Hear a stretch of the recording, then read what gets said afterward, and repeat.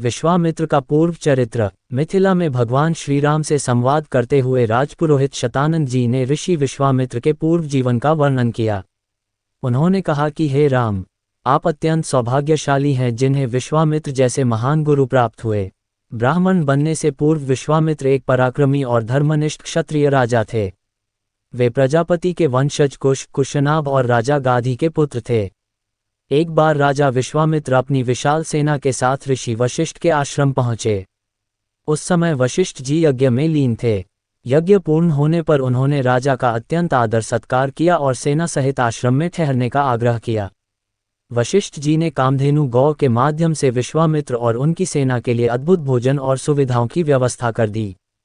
इस अलौकिक आतिथ्य से विश्वामित्र अत्यंत प्रभावित हुए। कामधेनु की चमत्कारी शक्ति देखकर विश्वामित्र के मन में उसे प्राप्त करने की इच्छा जागी। उन्होंने वशिष्ठ जी से गौ देने का आग्रह किया और बदले में स्वर्ण मुद्राएं देने की बात कही। किंतु वशिष्ठ जी ने स्पष्ट कहा कि कामधेनु उनके जीवन का आधार है, इसे वे किसी भी मूल्य पर नहीं दे सकते। क्रोधित होकर विश्वामित्र ने बलपूर्वक गौ को ले जाने की आज्ञा दे दी। अपमानित होकर कामधेनु ने वशिष्ठ जी से रक्षा की प्रार्थना की। वशिष्ठ जी की अनुमति पाकर कामधेनु ने योगबल से भयंकर सेनाएं उत्पन्न की, जिन्होंने विश्वामित्र की पूरी सेना को नष्ट कर दिया।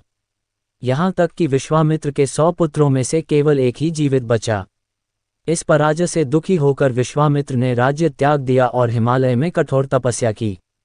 महादेव को प्रसन्न कर उन्होंने दिव्य अस्त्र शस्त्रों का ज्ञान प्राप्त किया और वशिष्ठ से युद्ध किया, किंतु अंततः ब्रह्मबल के आगे उनका क्षात्रबल पराजित हो गया।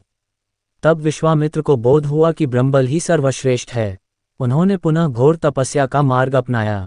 उनकी तपस्या से प्रसन्न होकर ब्रह्मा जी ने उन्हें राजर्षि का पद दिया, किंतु संतोष न पाकर उन्होंने ब्रह्मर्षि बनने के लिए और भी कठोर तपस्या करने का संकल्प लिया।